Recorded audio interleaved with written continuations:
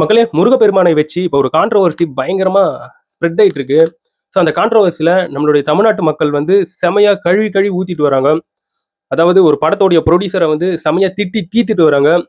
என்ன ரீசன்னு பார்க்கும்போது அவர் போட்டிருக்கக்கூடிய போஸ்ட் அந்த மாதிரி. ஸோ அந்த போஸ்ட் கண்டிப்பாக நம்மளுடைய தமிழ்நாட்டு மக்களை வந்து பயங்கரமாக அஃபண்ட் பண்ணியிருக்கோன்றதுல வந்து மாற்று கருத்தே கிடையாது. இந்த சாமி, இந்த சமயம் இது போன்ற விஷயங்களை வந்து பார்த்து பேசணும். அது போன்ற விஷயங்களை வந்து முன்னுக்கு பின்னாக கொஞ்சம் மாற்றி பேசினா கூட அது பெரிய பஞ்சாயத்துக்கு வந்து இழுத்து விட்டுரும். ஸோ அது வந்து லிட்ரலாக தெரியுது இப்போ இவர் பண்ணியிருக்கக்கூடிய இந்த சம்பவத்தில். அத்தனை பேர் இப்போ எதிர்ப்புகளை வந்து நம்ம தமிழ்நாட்டிலேருந்து பதிவு பண்ணிட்டு வராங்க. என்ன நடந்திருக்கு ஏது நடந்திருக்குன்றதை வந்து ஒன் பை ஒன்னாக உங்ககிட்ட வந்து ரொம்ப வேகமாக எக்ஸ்பிளைன் பண்ணிடுறேன். வணக்கம் மக்களே, நான் உங்கள் கோகுல், இது உங்கள் கோகுல் டேக். இது போன்ற கரண்ட் அஃபேர்லாம் நீங்கள் தெரிஞ்சுக்கணும்னா கோகுல் டேக் சேனலை சப்ஸ்கிரைப் பண்ணிக்கோங்க. அதாவது தெலுங்கு ஃபிலிம் இண்டஸ்ட்ரியில் முருகர் வம்சாவழியை சார்ந்து ஒரு படம் வந்து எடுக்க போகிறாங்க. ஸோ அந்த படத்தில் வந்து ஜூனியர் என்டிஆர் அவர்கள் வந்து நடிக்க போகிறாரு.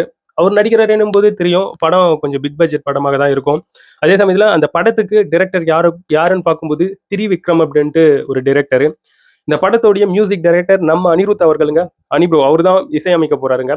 இந்த படத்தோடைய ப்ரொடியூசர் நாகவம்சி அப்படிங்கிற ஒரு நபர். ஸோ இதுதான் படக்குழுவோடைய முக்கியமான நபர்கள். இந்த இடத்துல வந்து முருகனை வச்சு படம் எடுக்கிறாங்களா, சூப்பர்ப்பா. எப்பா நம்ம தமிழ் கடவுள் முருகர் ஆச்சு. அந்த கடவுள் நம்மளுடைய முருகர் வந்து நம்மளுடைய வாழ்வில் கலந்த ஒரு முக்கியமான ஒரு தெய்வமாச்சு. இந்த இடத்துல வந்து மதம், சாதி, சமயம் அப்படின்ட்டு எல்லாத்தையும் கடந்து முருகரை வந்து கும்பிடாதவங்க யாருமே இந்த இடத்துல வந்து கிடையாது. யாரா இருந்தாலும் முருகனை வந்து கும்பிடுவாங்க. ஏன்னா தமிழ் கடவுள் அப்படிங்கிற ஒரு மிகப்பெரிய ஒரு அந்தஸ்து, பட்டம் எல்லாமே நம்மளுடைய முருகனுக்கு இருக்கு. உயிருக்கு உயிராக நிகராக பார்ப்பாங்க தமிழ்நாட்டில் முருகரை. அப்பேற்பட்டிருக்கக்கூடிய முருகனுடைய படத்தை வந்து எடுக்கிறாங்கன்னா வரவேற்பு இல்லாம அங்க இருக்கும். அவ்வளவு வரவேற்பு கொடுக்கக்கூடிய நம்ம தமிழர்கள் முருகர் படம் சம்மந்தப்பட்டு இப்போ ஏன் எதிர்ப்புகளை வந்து பதிவு பண்ணிட்டு வராங்கன்னா, ரீசெண்டா அந்த படம் சம்மந்தப்பட்டு ஒரு போஸ்டர்ஸ் வந்து வெளியிட்டு இருந்தாங்க. ஸோ அந்த போஸ்டர் வந்து பார்ப்பதுக்கு எப்படி இருந்ததுன்னா, அதாவது திரிசூலத்துல ஒரு டிஎன்ஏ வந்து மிக்ஸ் ஆனா எப்படி இருக்குமோ, அதாவது முருகனுடைய வேல் வந்து மிக்ஸ் ஆனா எப்படி இருக்குமோ அந்த மாதிரியான ஒரு போஸ்டரை வந்து வெளியிட்டு இருந்தாங்க. ஸோ இதெல்லாம் வச்சு பார்க்கும்போது இது வந்து முருகன் வம்சாவழியை சார்ந்திருக்கக்கூடிய ஒரு திரைக்கதையாக இருக்கலாம் அப்படின்ட்டு நிறைய நபர்கள் இப்போ வந்து டீகோட்ஸ் பண்ண ஆரம்பிச்சிட்டாங்க. இதை வந்து அந்த படக்குழு சார்ந்து நிறைய நபர்கள் வந்து அவங்களுடைய சோசியல் மீடியா பக்கத்தில் வந்து ஷேர் பண்ணாங்க. உதாரணத்துக்கு என்டிஆர் அவர்கள் வந்து அவருடைய சோசியல் மீடியா பக்கத்தில் வந்து என்னன்னு ஷேர் பண்ணியிருந்தாருன்னா, the son of Shiva, the bride of Parvati, the eternal commander அப்படின்ட்டு அவருடைய போஸ்ட்டை வந்து போட்டிருந்தாரு. இதெல்லாம் எந்த தப்பும் கிடையாது. நம்மளுடைய முருகனை சும்மா வாழ்த்தி பேசியிருக்காரு. அதாவது சிவனுடைய மகன், பார்வதியுடைய புதல்வன், போர் தளபதி அப்படின்ட்டு இவர் பேசியிருக்கிறது எந்த ஒரு தப்புமே கிடையாது. ஜூனியர் என்டிஆர் அவர்கள் இதை விட்டுருவோம். இந்த படத்தோடைய ப்ரொடியூசர் இருக்காரு பார்த்தீங்களா, நாகவம்சி அப்படின்ட்டு அவர் பேர் வந்து சொல்லப்பட்டு வந்துகிட்டு இருக்கு. அவர் என்ன பண்ணியிருக்காருன்னா, அவருடைய எக்ஸ் போஸ்ட்ல என்ன போட்டிருக்காருன்னா, முருகர் வந்து நார்த்தில் வந்து பிறந்தாரு, அவரை வந்து சவுத்துல வந்து வழிபட்டுட்டு வராங்க அப்படின்னு போட்டிருக்காருங்க. அது மட்டும் இல்லாம அவங்க மோஷன் போஸ்டர், அந்த போஸ்டர் வெளியே விட்டு இருந்தாங்க இல்லையா, அந்த போஸ்டர்ல தமிழுடைய ஒரு எழுத்து கூட காணும். ஃபுல்லா ஹிந்தி மற்றும் சான்ஸ்கிரிட் வந்து இருக்கவே இந்த இடத்துல வந்து நிறைய பேர் அஃபண்ட் ஆயிட்டாங்க. ஏன் முருகர்னு சொன்னாலே இந்த இடத்துல வந்து தமிழ்நாட்டுக்கு ரொம்ப முக்கியமானவர், தமிழுக்கு அவ்வளவு முக்கியமானவர். அவருடைய பெயரே, அதாவது தமிழ்ல அந்த எழுத்துக்களே இல்லாம நீங்க வந்து முருகர் படம் எடுக்கிறீங்கன்னா அது எந்த அளவுக்கு நல்லா இருக்கும் அப்படின்ட்டு கேள்விகளை வந்து முன்னெடுக்க ஆரம்பிச்சிட்டாங்க. இதுலயும் இவர் சொல்லியிருக்காரு பாத்தீங்களா, முருகர் வந்து நார்த்ல தான் பிறந்திருக்காரு அப்படின்னு சொல்லியிருக்காரு இல்லையா, இதற்கு பயங்கரமான எதிர்ப்புகள். தமிழ் கடவுள் முருகரியா, சரவண பொழிகையில் வந்து அவர் வந்து பிறந்தாரு, அது பின்னாடி ஒரு பெரிய ஹிஸ்டரியே இருக்கு, நீ எப்படி நார்த்ல முருகர் பிறந்தாரு அப்படின்னு சொல்லலாம்?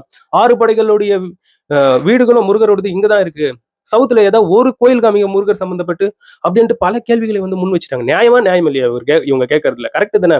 அதாவது இவர் ஏதோ ஒன்று கான்ட்ரவர்சி கலப்பணும்னு பேசியிருக்காரா, படத்துக்கான ப்ரமோஷன் ஈஸியா இந்த மாதிரி கிடைச்சிரும் அப்படின்னு பேசியிருக்காரான்றது எனக்கு தெரியலங்க. ஆனா இவர் பேசிக்கிறது மட்டும் ரொம்ப தப்புன்றது மட்டும் நல்லா கிளியர் கட்டா தெரியுது. ஒரு இதுவும் தெரியல, எந்த ஒரு ஹிஸ்டரியும் தெரியல, சும்மா ஏதோ போடணும் அப்படின்றதுக்காக வந்து போட்டு வச்சிருக்காரு.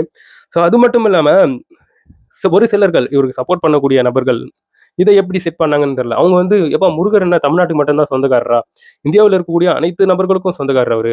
ஸோ முருகர் பேர் வந்து ஸ்கந்தர், கார்த்திகேயன் இப்படின்ட்டு வடமொழியில கூட அவருக்கு வந்து பேர் இருக்கு. அவருக்கு தமிழ்நாட்டை கடந்து நிறைய இடத்துல வந்து ஃபேன்ஸ் இருக்காங்க அப்படின்ட்டு இன்னமும் டெப்தா போயிட்டு கான்ட்ரவர்சி வந்து பேச ஆரம்பிச்சிட்டாங்க. இதை இன்னும் அதிகமா டீட்டெயில்ஸ் வந்து இருக்கு, அதெல்லாம் வேணாம். ஸோ அந்த அளவுக்கு போயிட்டு ஓவரா பேச ஆரம்பிச்சிட்டாங்க.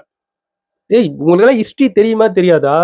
ஒரு சின்ன பேசிக் ஹிஸ்டரி தெரிஞ்சா கூட போதுங்க. முருகனை பற்றி தமிழுடைய முக்கியத்துவம் தெரியும், இங்க தமிழ்நாட்டுல முருகருடைய பங்களிப்பு என்னன்றது தெரியும். அவ்வளவு விமர்சனங்கள் வந்து அடுக்கப்பட்டு வந்துகிட்டு இருக்கு. ஸோ இன்னொரு பக்கம் வந்து என்ன சொல்ல ஆரம்பிச்சாங்கன்னா, இந்த மாரி தான் நீங்க வந்து கூட்டம் கூட்டமாக வந்து எங்களுடைய பாரம்பரியத்த வந்து திருடிட்டு இருக்கீங்க. இதுக்கு முன்னாடி நெறைய விஷயங்கள வந்து திருடி எடுத்துட்டீங்க. நீங்க வந்து உரிமை கொண்டாட ஆரம்பிச்சுட்டீங்க. கோயில்கள் விஷயத்துல, இறைவர்களுடைய விஷயத்துல. இப்போ முருகனையும் விட்டு வைக்கல. ஸோ முருகனையும் ஹிந்தி சார்ந்து நீங்க வந்து கூட்டு போறீங்க. இதெல்லாம் சரியில்ல. அப்படின்ட்டு பல நபர்கள் வந்து இப்போ வந்து எதிர்ப்புகளை வந்து பதிவு பண்ண ஆரம்பிச்சுட்டாங்க. ஸோ நம்ம தமிழக மக்கள் செம்ம அதிருப்தியில வந்து இருக்காங்க. ஏன்னா, இந்த சாமி, சமயம் இது போன்ற விஷயங்களை வந்து தொட்டால் ஷாக் அடிக்கும் அப்படின்னு தெரியுதுல்ல. ஸோ சாமி, சமயம்ன்னும்போது பல நபர்கள் ஃபாலோ பண்ணுவாங்க. சாமி அஃபெண்ட் பண்ணாங்கன்னா, அவங்கள ஃபாலோ பண்ணக்கூடிய நபர்களும் அஃபெண்ட் ஆவாங்க. அப்ப ஏன் இந்த மாதிரியான வார்த்தைகள விடணும்? ஸோ மேற்கொண்டு பார்ப்போம். இது சம்மந்தப்பட்டிருக்கக்கூடிய விஷயங்கள், அவரு என்ன பதிவு பண்றாரு? இவ்ளோ பிரச்சனை ஆயிட்டு இருக்கு. என்ன பண்றாருன்றத பத்தி நம்ம வந்து மேற்கொண்டு பார்ப்போம். இத பற்றி நீங்க என்ன நினைக்கிறீங்கன்றது என்னுடைய கமெண்ட் செக்ஷன்ல வந்து பதிவு பண்ணுங்க. நான் வந்து உங்கள அடுத்த ஒரு வீடியோல பார்க்குறேன். பாய் நண்பர்களே.